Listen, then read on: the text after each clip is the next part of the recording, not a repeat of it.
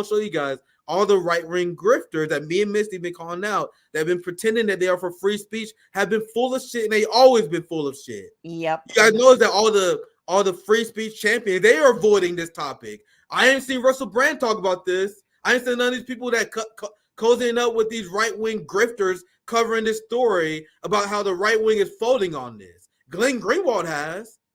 Glenn Greenwald was like, bro, I thought you motherfuckers cared about free speech. What the hell?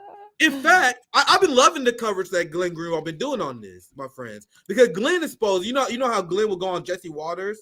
He'll go on Jesse Waters all the time, which I don't oppose. I say you should go on those shows. I'll go on Fox News or any right-wing channel that invite me. They just don't because they don't want the funk. But Glenn Greenwald explained how Jesse Waters used to invite them on all the time. And then Glenn reached out to him personally like, hey, man, you guys are doing this bullshit about anti-Semitism. I thought you was against social justice warriors, snowflakes that say they are uncomfortable on campuses. That's why you used to invite me on the show so we can talk about the left. Now, Jesse Waters is like, Glenn, lose my number. He pretend he don't know who Glenn Greenwald is now. You notice that Glenn hasn't been on these Fox News channels since October 7th, right? And I am loving that the right has been completely exposed. I see you on mute. Feel free to chime in. I'll pass to Jose and Missy. I know I'll rant for a second. Do you guys want to chime in before I move on?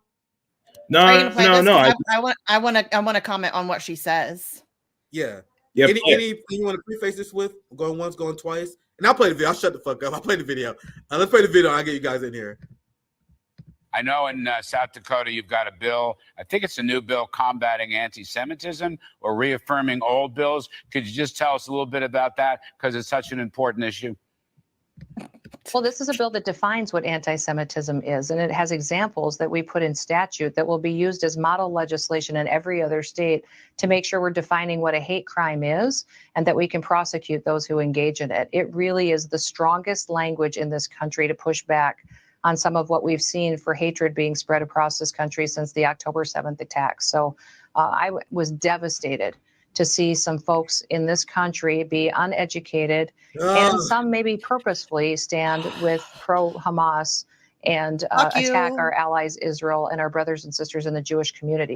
This bill we signed into law today in the rotunda of our Capitol. We had hundreds and hundreds of people there. It was amazing to see the unity and the support. We have one of the smallest Jewish communities in the entire country, but we dearly love them and stand with our allies and are proud to sign this bill that I believe many, many, many other states are going to use because it gives them strong language that we can win in court and prosecute those who engage in hate crimes. All right, so Congratulations on that.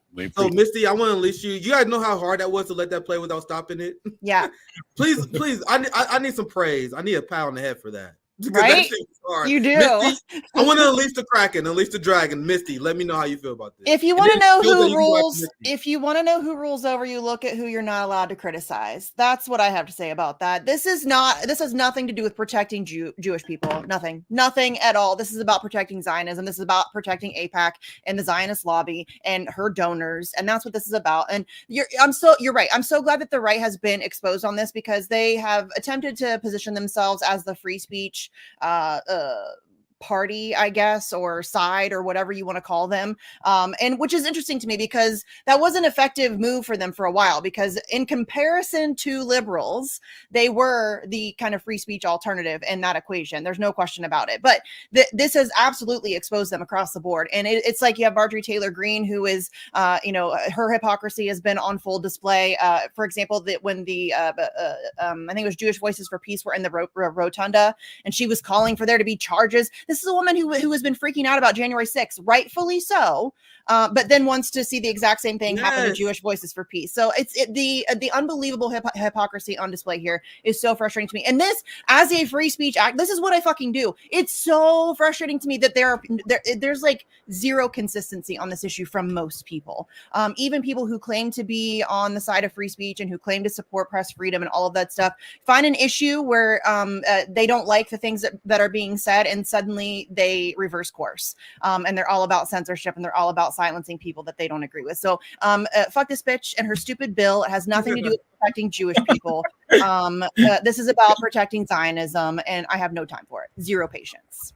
Well, Jose, we about to get some trouble. Richie Toribal put an ad like, you see these deplorables that Jose Vega associates himself with.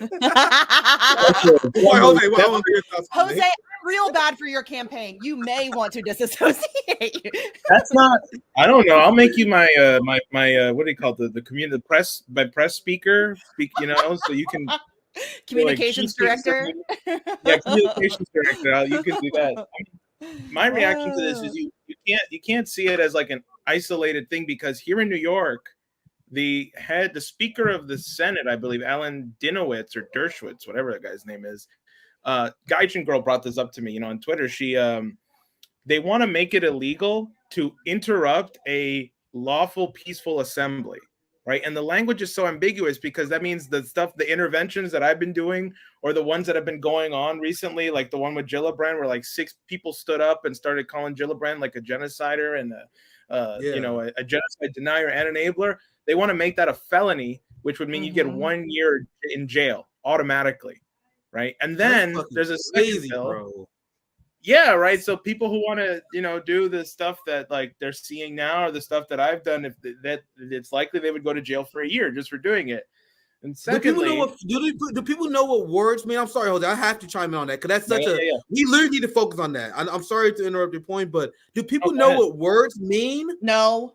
This is why we talk about words and what they mean, and this is why I don't shy away from using words the way they mean. That is fascism. That is the squashing of dissent, which is a tenet of fascism. But go ahead, it's like the first thing fascists do. Yeah. I'll pass you, Misty. About Jose. I apologize for interrupting. Misty, you can chime in after him. You're going to do field day with the second point, which is that the second bill is they want to redefine what it means to be a domestic terrorist, and they want to include people who block roads, block trains, and then so you would be labeled as a domestic terrorist, and you would get automatic 2 years in jail if you do any of that kind of stuff. So they're fighting to defend democracy, Misty. This is what defending democracy looks like. You have to destroy democracy to defend democracy. Come on. That's how that works. God. That's why you bomb for peace.